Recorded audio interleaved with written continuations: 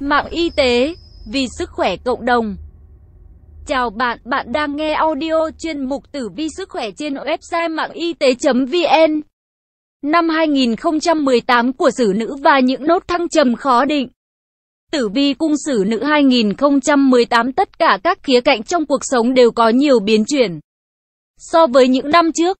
Năm 2018 của Xử Nữ thời điểm này có những thay đổi đáng kinh ngạc khi có sao Thủy mang lại rất nhiều may mắn. 1. Tổng quan tử vi cung Xử Nữ 2018.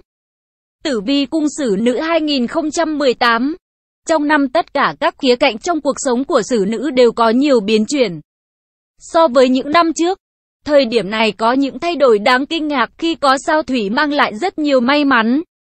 Tuy nhiên, khi sao Thủy nghịch hành xuất hiện, bạn lại khá vất vả khi phải vật lộn đối phó với nhiều vấn đề khác nhau đồng loạt xảy ra. Năm 2018 của Xử Nữ sẽ phải đối mặt với rất nhiều điều nhũng nhiễu, và đi kèm theo đó là sự vội vàng, bất cẩn. Hơn nữa, bất cứ việc gì bạn làm đều không nhận được sự hỗ trợ từ bất cứ ai. Mọi việc chỉ dựa vào chính mình, không có ai giúp sức. Hơn nữa, đối mặt với quá nhiều vấn đề khiến bạn cảm thấy kiệt sức. Về mặt tình cảm, bạn nên kiên nhẫn, khoan dung và thấu cảm hơn. Bởi vì nửa năm đầu, các cặp đôi có xu hướng mâu thuẫn do bất đồng quan điểm. Khi hai người gặp vấn đề không thể hòa giải, mỗi bên nên dành cho nhau đủ thời gian và không gian để cảm thấy bình tĩnh hơn. Không vội vàng dễ chạm vào sự tự ái của nhau, tránh xung đột ngày càng tăng. Xem tử vi 12 cung Hoàng đạo. Thời điểm tháng 7 và tháng 8 bạn sẽ may mắn hơn trong chuyện tình cảm. Xử Nữ nhớ nắm bắt cơ hội này để giành lấy tình yêu của mình. Bạn lo lắng sợ mất việc. Tâm trạng làm việc dễ bị tác động từ những lời chỉ trích của cấp trên, khiến bạn trải qua những cảm xúc tiêu cực trong một thời gian dài, ảnh hưởng tới công việc. Tuy nhiên, đôi khi họ không chủ ý chê bạn. Vì thế, nên tìm ra nguyên nhân và tìm cách khắc phục hơn là giữ mãi sự thất vọng về bản thân. Thời điểm tháng 9, may mắn đã trở lại, thúc đẩy sự nghiệp Xử Nữ phát triển. Nhớ tận dụng cơ hội này để tăng thu nhập cho bản thân. Đồng thời, nhớ hành động dứt khoát và làm tất cả mọi thứ có thể với thời gian ngắn nhất để đạt hiệu quả nhất. Đừng để sự sợ hãi làm chùn bước tiến của bạn, cho dù đó là khía cạnh tình cảm, sự nghiệp hay học tập. Thời gian này rất có giá trị đối với Xử Nữ. Nếu bạn có thể nắm bắt cơ hội để nâng cao kỹ năng, chắc chắn bạn có thể rút ngắn con đường dẫn đến thành công. Vì vậy, tránh lãng phí thời gian vào những thứ vô nghĩa, luôn luôn đặt yếu tố hiệu quả lên đầu. 2. Tử vi cung Xử Nữ 2018 tình hình công việc. Giải mã bí ẩn mật ngữ 12 chòm sao. Vào tháng 1, sao Thủy ở vị trí sự nghiệp của Xử Nữ. Đó là nguyên nhân tháng này bạn thường xuyên trải qua cảm giác hồi hộp đến thót tim. Bạn phải tận dụng may mắn trong dịp này, để thử những gì mà trước đây chưa dám thử bằng một kế hoạch cụ thể. Luôn theo sát đến hướng phát triển và mục tiêu phát triển năm nay. Nhưng hãy lưu ý rằng, trước khi thực hiện bất kỳ kế hoạch nào phải nghiên cứu thị trường. Không thể hành động, sản xuất một cách mù quáng. Thời điểm giữa năm công việc khá ổn định. Bộ máy làm việc đều rất nhàm chán. Cùng với đó là mối quan hệ, đồng nghiệp tại nơi làm việc ngày càng phức tạp. Có nhiều mũi dùi dư luận hướng vào bạn khiến bạn muốn nghỉ việc. Nhưng đừng vội vàng, vì đây là lúc bạn học thêm những kỹ năng khác tại nơi làm việc. Học cách giao tiếp với cấp trên, cách thích nghi để có thể dung hòa mọi thứ. Bạn có nhiều ý tưởng mới, nhưng không đủ chín chắn, không dễ dàng thực hiện. Trước tiên phải dành nhiều năng lượng để cải thiện ý tưởng của mình, và sau đó thảo luận với người khác về khả năng thực hiện chúng trước khi tiến hành. Tháng 9, mặt trời ở vị trí của Xử Nữ mang lại cho bạn một thái độ làm việc tỉ mỉ, tránh những sai sót. Bất cứ công việc nào đến tay bạn đều lần lượt được xử lý. Cấp trên rất tin tưởng giao việc.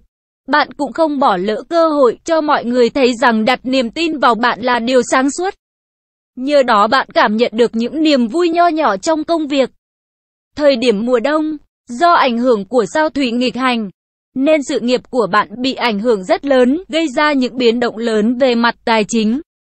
Xử Nữ có khả năng gặp phải một số sự kiện bất ngờ.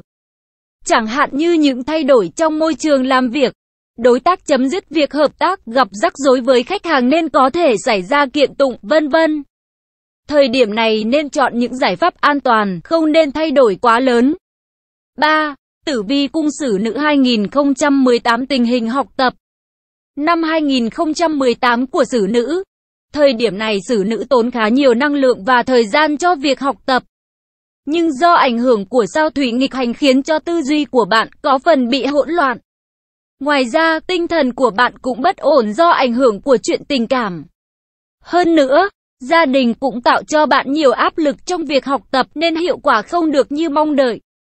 Giai đoạn mùa xuân, bạn không có khả năng thấu hiểu, việc học tập dễ sai sót, nhầm lẫn. Có khi bạn phải yêu cầu giáo viên lặp đi lặp lại mới hiểu được vấn đề. Bạn cũng không theo kịp tiến độ của mọi người. Nhưng may mắn là bạn hiểu vấn đề của mình nên đã kịp thời điều chỉnh. Dành nhiều thời gian để cải thiện tình hình. Bạn phải đi từ kiến thức cơ bản và dần tích lũy kiến thức, bổ sung sự thiếu hụt kiến thức. Vào học kỳ mùa thu, bạn đã tư duy logic tốt hơn và sự hiểu biết dần dần được cải thiện, bài kiểm tra điểm cao hơn. Không chủ quan vì để đạt được kết quả cao trong học tập, bạn phải nỗ lực nhiều hơn nữa. Nếu nghiêm túc hơn trong việc học tập, bạn sẽ có thể bù đắp được kiến thức hỏng từ giai đoạn mùa xuân. Mỗi học kỳ sẽ phải đối mặt với rất nhiều kỳ thi nhỏ. Những bài kiểm tra, hãy cố gắng trong từng bài. Vì chỉ cần mỗi lần cải thiện thì cuối cùng có thể là một bước đột phá lớn. Đồng thời, các thầy cô khá nghiêm ngặt trong các kỳ thi, nên bạn cũng sẽ phải đối mặt với nhiều khó khăn. Nhưng bạn nên nghĩ theo chiều hướng rằng điều đó tốt, vì như thế bạn mới có trách nhiệm hơn với bản thân. 4. Tử vi cung sử nữ 2018 tình hình tài chính. Cung sử nữ dù đã cố gắng rất nhiều trong năm nay, nhưng nguồn thu rất khó đạt mục tiêu mong muốn. Do các biến động trong việc kinh doanh nên thu nhập vì thế cũng không ổn định. Vào cuối năm trước, sao thủy nằm trong nhà của nhân mã. Lúc này bạn rất quan tâm đến việc học tập, du lịch. Do đó, đầu năm nay, bạn có thể tiếp tục tốn tiền vào việc đào tạo. Tuy tốn khá nhiều tiền, nhưng bạn thu được lợi ích là những kỹ năng được cải thiện. Về lâu về dài, việc đầu tư này rất có lợi, nhưng nhớ tiết kiệm những khoản chi cho du lịch. Nếu có thể, bạn nên lên kế hoạch du lịch dựa trên số tiền mình đang có, chứ đừng vì sự chi bộc phát. Tháng 5, sao thủy rơi vào khu vực tiền bạc mang lại cho bạn nhiều may mắn. Việc thu chi khá ổn định, thu nhập tương đối tốt, nhưng nhớ đừng lơ là chuyện tiền bạc. Cũng đừng chỉ biết cho bản thân mình, nếu không may mắn sẽ biến mất. Ngoài ra, bạn cũng nên chú ý đến các vấn đề an ninh tài chính. Nhớ kiểm kê thường xuyên các tài khoản, ngăn ngừa những khoản chi không rõ ràng. Tháng 9, sao thủy ở vị trí tiền bạc của sử nữ mang lại cho bạn những tác động tích cực. Rất phù hợp cho việc mở rộng kinh doanh. Với tham vọng của mình bạn sẽ không dễ dàng đánh mất cơ hội kiếm tiền nào. Cho dù trong cạnh tranh hay hợp tác, vị trí của sao thủy cho phép bạn vượt qua đối thủ, mang lại cho bạn nhiều nguồn thu. Vào đầu tháng 12, sao thủy rơi vào ngôi nhà thứ 8, khu vực tài sản của sử nữ. Nhờ khả năng phân tích và nhận định nên bạn dễ dàng kiếm được các khoản hỗ trợ. Bên cạnh đó bạn có được những thông tin đáng giá. Nếu có vốn đầu tư, có thể tăng thêm nguồn thu từ việc này. Tuy nhiên, nếu không đủ tiền, bạn không nên đặt cược tiền bạc vào đây bởi vì quá trình chuẩn bị số tiền này vô cùng khó khăn. 5. Tử vi cung sử nữ 2018 chuyện tình cảm. Bói tình yêu 12 cung hoàng đạo. Năm 2018 của sử nữ sẽ thực tế hơn, bạn không vội vã trong chuyện yêu đương. Sao kim mang lại cho bạn tình yêu tuyệt đẹp. Bạn cũng có những thái độ cụ thể, rõ ràng hơn cho chuyện tình cảm. Đối với ai đang độc thân, sức mạnh của hành tinh này ảnh hưởng đến việc bạn tìm kiếm đối tác. Khi tiếp xúc với ai bạn thường quan tâm tới điều kiện kinh tế của họ. Đối với những ai đang yêu, khi bạn nghĩ tới chuyện không biết tình cảm có thể kéo dài bao lâu, có nghĩa là tình yêu của bạn sắp đi đến hồi kết. Bởi vì bạn không thể nhìn thấy tương lai của cả hai. Bắt đầu từ tháng 7, chuyện tình cảm đã ấm dần lên. Bởi vì tháng này sao kim nằm trong khu vực tình yêu. Nhờ đó xử nữ không cần phải sử dụng quá nhiều ngôn ngữ để chứng minh cảm xúc của mình. Chỉ cần hành động là đủ để bày tỏ tình yêu. Bạn sẽ thấy mình có rất nhiều điểm tương đồng với người ấy. Và cả hai dường như không thể sống thiếu nhau. Vào tháng 7, bạn đối mặt với việc phải lựa chọn khi người cũ liên lạc lại. Hãy suy nghĩ rõ ràng trước khi quyết định. Dù sao lý do chia tay lần nào cũng như lần nào, vì người đó không thể thay đổi tính cách của mình. Nếu những vấn đề cũ giữa hai bạn chưa giải quyết, tốt nhất nên xem xét rõ ràng, tiếp tục tái diễn sẽ khiến cả hai thêm mệt mỏi. Thời điểm tháng 7, tình yêu thăng hoa, mặt khác còn làm tăng khả năng mang thai cho các bạn chòm sao nữ. Mặt khác sự hòa hợp trong gia đình càng tăng lên. Đây là thời gian tốt hóa giải những mâu thuẫn trong quan hệ gia đình. 6. Tử vi cung sử nữ năm 2018 tình hình sức khỏe. Năm 2018 của sử nữ không phải lo lắng quá nhiều về các vấn đề sức khỏe, miễn là tâm trạng lạc quan và có những thói quen tốt. Chăm chỉ tập luyện thì cơ bản sẽ không có vấn đề gì đáng lo. Điều đó không có nghĩa là bạn chủ quan, không quan tâm tới sức khỏe, dù sao vẫn phải phòng ngừa một số bệnh theo mùa. Vì yêu cầu công việc nên không tránh khỏi những bữa tiệc tùng. Nhưng không nên ăn uống quá nhiều hay hút thuốc và uống rượu. Nếu không thể từ chối thì cũng nên hạn chế nhất có thể. Nếu không đó là nguyên nhân khiến bạn dễ bị các bệnh liên quan tới đường tiêu hóa và các bệnh về đường hô hấp. Vào mùa hè, sức khỏe của sử nữ sẽ bị ảnh hưởng bởi thời tiết. Đối với những ai ở các vùng nhiệt độ cao, nên để ý đến chế độ ăn uống. Cố gắng không ăn thức ăn quá nóng, nếu không sẽ gây khó chịu về thể chất. Ngoài ra, đi bơi cũng phải cẩn thận, tránh xa những vùng nước nguy hiểm nếu không có nguy cơ tai nạn do đuối nước. Từ 17 tháng 11 đến ngày 1 tháng 12, vì ảnh hưởng của sao thủy nghịch hành, sử nữ rất dễ bị tai nạn do gió đi xe. Lái xe phải thực sự cẩn thận, kể cả đi bộ cũng phải nhìn trước ngó sau đảm bảo an toàn. Không vi phạm luật giao thông nếu không rất dễ gặp tai nạn đáng tiếc. 7. Tử vi cung sử nữ 2018 theo từng tháng. Tháng 1, tiếp nối tử vi cung sử nữ năm 2017. Bước sang tháng 1 năm 2018, tâm trạng của sử nữ không được vui khi có rất nhiều việc cần giải quyết. Cuối cùng thì kết quả mang lại khá khả quan. Mặc dù không ai hỗ trợ bạn được việc gì, bạn hoàn toàn phải tự lực. Khi công việc hoàn tất, sự nhiệt tình trong công việc của bạn được hồi phục. Bạn say sưa làm việc và nhận được rất nhiều lời khen ngợi từ mọi người vì sự chăm chỉ của mình. Tháng 2, tháng này vì công việc của sử nữ tiến bộ hơn rất nhiều. Và điều tất yếu là thu nhập cũng vì đó mà tăng lên. Trong tháng 2, nếu bạn điều phối mọi việc tốt hơn thì có rất nhiều cơ hội kiếm thêm tiền. Bạn cũng có khả năng thăng chức rất cao nhờ những cống hiến của mình cho công ty. Có thể nói, tháng này tiền bạn đầy ví. Nhưng ngược lại nếu bạn chọn sai đường vì nóng vội thì cơ hội sẽ đi qua nhanh như cơn gió. Tháng 3, tiến trình công việc của tháng này hoàn toàn phụ thuộc vào tâm lý của sử nữ. Tháng này bạn có khá nhiều tư duy đột phá với nhiều ý tưởng xuất hiện. Hơn nữa, bạn cũng không sợ rủi ro và khó khăn nên khá kiên định trong việc giải quyết vấn đề. Nhờ đó, bạn có rất nhiều tiến bộ trong công việc. Dù sao, miễn là bạn dành trọn tâm trí của mình để tìm ra giải pháp thì chắc chắn những rắc rối sẽ bị đẩy lùi. Tháng 4, mặc dù mọi mặt đều không được như ý, nhưng sử nữ chỉ cần tập trung vào thế mạnh của mình, tình hình sẽ được cải thiện. Tuy nói về vấn đề gì cũng không được vui, nhưng trong công việc lại có những thay đổi tích cực, đáng kể. Vì thế, đừng quá bi quan khi bạn thấy tiền không được nhiều hay chuyện tình cảm có chút rắc rối. Thời gian này nên tập trung cho công việc là hơn. Tháng 5, nhìn chung tháng này của sử nữ khá trầm lắng. Có thể có những thay đổi nhỏ ở môi trường mới, nhưng sau đó bạn nhanh chóng giữ lại được sự cân bằng. Việc gì diễn ra lúc này bạn cũng tỏ ra cẩn trọng, chậm chạp. Tâm trạng cũng khá ổn định. Cơ thể khỏe mạnh dù có tác động nhỏ bên ngoài nhưng điều này không có gì đáng lo. Trong chuyện tình cảm không có thay đổi nào quá lớn. Nếu ai độc thân thì vẫn đang trong thời gian tìm hiểu. Đôi khi vướng vào những cảm xúc không thể tự giải thoát cho mình được. Việc học tập cơ bản là tốt, trong công việc ít bị cản trở. Tháng 6. Tháng này cho thấy sự lười biếng của xử nữ trong mọi việc. Thậm chí cả những điều mà bạn thực lòng quan tâm, nhưng lúc này lại tỏ ra thờ ơ. Lúc này xử nữ không hiểu bạn đang thực sự mong muốn điều gì nữa. Trong chuyện tình cảm không có gì đáng lo, vì mọi thứ vẫn rất êm đềm. Tháng 7. Đối với tình yêu, xử nữ luôn rất cẩn trọng và từ tốn.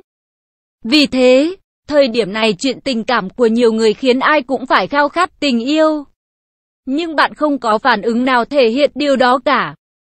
Đây là lý do mà bố mẹ, bạn bè rất lo lắng cho bạn. Nhưng cuối cùng trong tháng 7 nóng nực, trái tim của bạn đã mở ra để đón nhận tình yêu. Cuối cùng thì bạn cũng đã có cơ hội hiểu ra tình yêu đích thực là gì. Tháng 8. Tình hình tài chính của xử nữ trong tháng này khá ổn định. Và thậm chí bạn còn có cơ hội để kiếm thêm tiền. Nhưng còn phụ thuộc vào việc bạn nắm bắt cơ hội tốt đến đâu. Thì mới biết được là số tiền đó nhiều hay ít. Hầu hết những người thuộc cung hoàng đạo này đủ khả năng để nắm bắt mọi cơ hội kiếm tiền. Nhưng đừng vội thiếu kiên nhẫn. Bởi vì tài chính của bạn ổn định. Không có nghĩa là bạn may mắn trong đầu tư, cứ chi tiền là có kết quả ngay lập tức. Bạn phải học cách kiên nhẫn chờ đợi và đừng quên trang bị cho mình kiến thức. Để thấy được những nguồn thu một cách rõ ràng, có cơ sở. Tháng 9. Tháng 9 năm 2018 của xử nữ khá may mắn, vui vẻ. Trong tình yêu, bạn cảm nhận được sự cam kết nhiều hơn, cả hai đều cảm thấy rất hạnh phúc. Trong công việc, bạn nhận được sự trợ giúp từ mọi người. Nhờ khả năng giao tiếp của mình bạn hoàn thành tốt dự án được giao. Bạn có chút vấn đề trong việc chi tiêu. Vì mặc dù vốn là người rất giỏi trong việc hoạch định tài chính. Nhưng đôi khi chi tiền không để ý tới thực tế trong túi đang có bao nhiêu. Về mặt học tập hay sức khỏe đều không có vấn đề gì đáng phải lo lắng. Tháng 10. Thời điểm tháng 10 của xử nữ không được suôn sẻ như mong đợi. Vì thu nhập không được cao nên sự nhiệt tình của bạn trong công việc giảm rõ. Không những thế, đây còn là nguyên nhân của những sai lầm, thiếu sót và hiệu suất công việc cũng không cao. Trong một xã hội hiện đại, việc gì cũng có tính cạnh tranh cao như hiện nay. Thái độ làm việc, đi xuống của xử nữ đồng nghĩa với việc tự hủy hoại bản thân. Vì thế, nếu bị cấp trên chỉ trích cũng đừng suy nghĩ quá nhiều khiến bản thân tự ti. Mà nên cố gắng gấp đôi, gấp 3 so với bình thường. Tháng 11. Tình hình chung trong tháng 11 của xử nữ không được tốt. Công việc sẽ không được trơn tru. Lý do không nằm ở khả năng, mà là do thái độ của bạn không được tốt. Ngoài ra, do thể chất không tốt, nên mặc dù lúc đầu bạn làm việc rất nhiệt tình, nghiêm túc thường xuyên về muộn, càng về sau bạn cảm thấy uể oải, mệt mỏi. Hơn nữa, vì tinh thần trách nhiệm cao, nên bạn không vì lý do sức khỏe mà tìm cách để giãn. Xử nữ dù mệt nhưng vẫn cố gắng hoàn thành nhiệm vụ. Điều này khiến khó khăn càng chồng chất khó khăn, khi bạn không thể giữ tinh thần sáng suốt khi làm việc. Tháng 12. Tháng 12 của bạn đã có nhiều khởi sắc. Đặc biệt là trong công việc, ở vị trí mới bạn cảm thấy độc lập, mạnh mẽ. Bạn trải qua những cảm xúc không thể nào quên tại thời điểm này. Dường như bạn có cảm giác tràn đầy sức sống như được tái sinh. Tình hình tài chính khá ổn định. Thu nhập đều đều, tăng không nhiều nhưng may mắn là không có những khoản chi lớn. Bạn cảm thấy khá thoải mái trong cuộc sống hàng ngày. Khả năng học tập, tiếp thu kiến thức trong tháng này rất tốt. Cố gắng học hỏi thêm ở bạn bè để tăng sự hiểu biết cũng như tăng cơ hội cho bản thân. Ngoài tử vi năm, tử vi tháng, tử vi tuần của 12 cung hoàng đạo, mạng y tế liên tục cập nhật nội dung tử vi hàng ngày 12 cung hoàng đạo chi tiết, nhằm mang tới những thông tin và gợi ý hữu ích giúp bạn làm chủ mọi tình huống trong cuộc sống. Nguồn: lịch ngày tốt. Nội dung bài viết đến đây là kết thúc. Nếu bạn có thắc mắc, câu hỏi gì xin hãy chia sẻ bình luận bên dưới bài viết này. Mời bạn hãy đăng ký kênh Mạng Y Tế, chia sẻ bài viết này tới bạn bè và theo dõi thêm những audio tiếp theo. Hy vọng bài viết này sẽ đem lại cho bạn nhiều điều bổ ích. Chúc bạn luôn mạnh khỏe.